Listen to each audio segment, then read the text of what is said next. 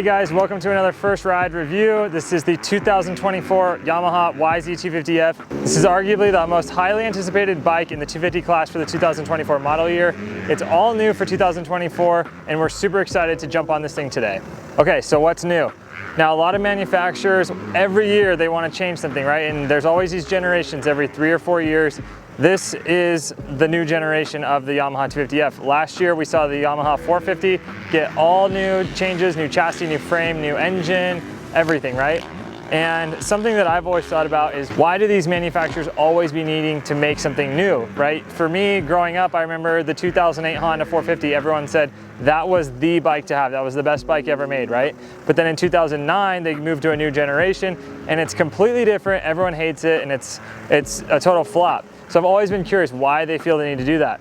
So with this bike, it was something that I was really concerned about because the 250F has been a shootout killer for the last, who knows how long, right? Since like 2015 or 16. That version of the 250F from Yamaha moving into 18 into 20 when it got all new changes. It's been a really great bike that's obviously won a lot of races and had really great success at the highest level. So moving into the new generation for 2024, they've taken pretty much the same engine and dropped it in the new chassis. So this is the same platform from the Yamaha 450, the new frame, the new bodywork, the new seat, the whole new chassis and everything like that. That's been all transferred over. It's basically the same parts. And then they dropped the old, or the 2022 or 23 model engine into this. Obviously they have to make it fit with certain mounting points and intakes.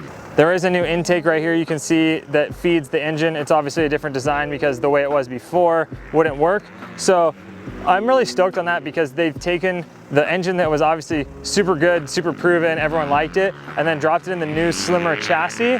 And that's something that's really good because the old bike, basically everyone had a complaint that you just felt like your legs are spread open and that the front end felt really wide. So moving on to this bike, they've kind of taken the good parts that were good about the old bike and then updated that with even better parts from the 2023 450 and kind of mashed it all together into this machine. So really cool, last week we actually got to look at this bike for the first time at the LA Coliseum. Yamaha really played into the retro 50th anniversary by announcing this bike at the Coliseum and giving us a first chance to see the bike down on the floor in the stadium. So it's really cool to see the bike for the first time under the Perris style out at the Coliseum, and then obviously now we get to ride it a few days after the Super Motocross finale. This is the white and purple. This is the 50th anniversary special colorway. Gone is the Monster Edition that they had. That was just graphics.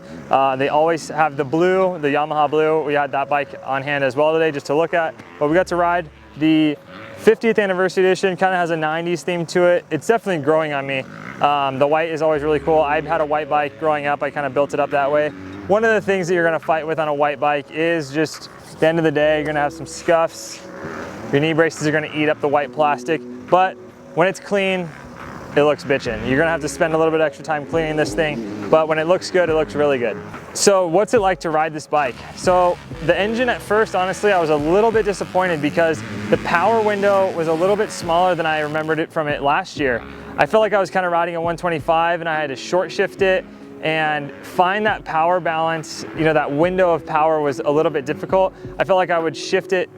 I usually would just leave it in second gear, go through a turn, nail it on the way out, and carry that second gear into third on the way out. But what I noticed I had to do is like almost shift to first to get it to spool up. But that was the standard map in the bike. So what I did is I asked the guys at Yamaha what I could do. We dropped a different map into this bike, the response map. I'm sure you're gonna be able to find that on the Power Tuner app. Super cool from Yamaha. You just attach your phone to the Wi-Fi that's in the bike, upload the new map. I was back on the track in under a minute, and that did everything for me. That was the map that I had been looking for. That reminded me just like the old bike. It has a lot of torque from what the old bike had, that engine where it just eats so much torque from the bottom to the mid to top. You can just carry it, leave it on. And yeah, from that point I could ride the whole track in almost second gear, click thirds on the straightaways, and it just had a lot more from that over rev range where you can just leave it on down the straight. And it sounds like it's going, you know, like it's making a lot of noise, but it's actually going somewhere too. So that made it a lot easier to ride the bike. and overall way more fun. I'm leaving that thing in here. I told them don't touch it. I'm leaving that map in it. Touching on another thing that not a lot of the other bikes have is that Yamaha Power Tuner app that you can just connect your phone to the bike and make changes. It's gone through a lot of development. Instead of it just being a slider moving up and down, it's a lot more intuitive now. There's standard maps that Yamaha has where you can just download them from their app and plug them into your bike. So if it's something that you want to try, like this response map that we use today, it's something that you can just download and plug into your bike. So it's not like this is some secret map that we tried today. It's something that's available for everyone. The suspension from Yamaha is always top notch. This year is no different. You now get finger adjusters on the top of the fork caps. They're just little plastic dials. You can just make little adjustments on the track. Right away, I made actually a few clicks in on compression to make it a little bit stiffer. And then as the track got a little bit bumpier and rougher later in the day, I just dialed it out. I think I'm 2 clicks in was my preferred setting. I went a couple clicks faster on rebound to get the rear end to respond back a little faster and not sit in the stroke so much. And other than that, I mean, I've always been a big fan of the Yamaha suspension. The KYB stuff that comes stock on these bikes is top notch and just inspires confidence. You can go long on jumps, but it eats up the small stuff. It's just a really good balance all around. Spending more time on this bike, especially at a track like this at Perris Raceway, a track that I know, where it's a lot of tight, jumpy sections. I'm really impressed with the chassis and how nimble it is. That's like one of the biggest things I had with the old 250F is just, it felt wide. The seat, you felt like you were riding in it. It felt like a big, smooth Cadillac. But now this bike feels agile, it feels smooth. You can knife it into the corners, you can stand up. And with this seat, I'll get to this later, I'm not a huge fan of this seat, but the way that's shaped with the roundness, you can lean it in between your legs real easy and you can put the bike pretty much wherever you want it to. I definitely have no complaints on the handling side of this bike. The front end too is another thing that's really good that aids in that agility because you can scoot so far forward on this tank. You have this gripper part of the seat cover that goes all the way up to the gas cap basically. And with these new shrouds, you can really get into those corners and slide all the way forward, lean the bike, and it doesn't feel like you're so spread eagle like you were on last year's bike. Okay, got to get to some complaints. Can't always be super great, right? So 2 complaints I have with this bike is this seat. After a couple hours of riding it, it's got a round shape to it and the foam is really hard. This hard foam is probably pretty good when you want that seat bounce support and you don't want to sit into the bike. You're definitely not hitting the rails of the seat on this, but it's just too hard with this round shape. So I don't know, maybe I just have a wide butt, but this seat doesn't fit my butt right. And when I'm going for a long moto, I feel like it's chafing me. I feel like I need to ride with bike shorts underneath, and that's not something that I normally do.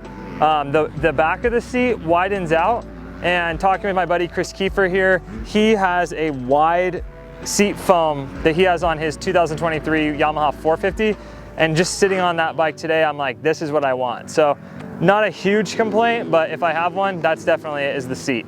Another one, on the 450, they had talked about making the bike quieter with the new airbox, but this bike is still super loud. It's definitely one of the loudest bikes on the track. You hear it when other guys are riding it, you hear it when you're riding. I was wearing the Fly Formula helmet today. It's one of the quietest helmets on the market, and I still felt like I needed earplugs. Sometimes it sounds like the bike is gonna blow up, but that's just how the Yamahas are. You have to ride them way up high in the power, and they carry a long ways in that power range. It just sounds loud. And you're gonna notice that, especially if you're not somebody that rides a Yamaha. All right, 2024 Yamaha 250F. Really excited to put this thing up against our other 250 competitors in our 250 shootout coming up later this year. Arguably the most anticipated bike of the new model year. Building on an awesome platform that's been a shootout winner for years. It's obviously won a ton of championships. Now with the new model, new chassis, new bodywork, updated engine, I'm really excited to keep riding this bike. All right guys, thanks so much for watching. 2024 Yamaha YZ250F. You're gonna find a full ride-up spec sheet, photos from today. Be sure to find that at cyclenews.com. All you gotta do is go to the Cycle News website. You can sign up for our email where it delivers straight to your email for free, or you can just hit the Cycle News website, cyclenews.com. Thanks guys so much for watching. Next time, we'll catch you at the track.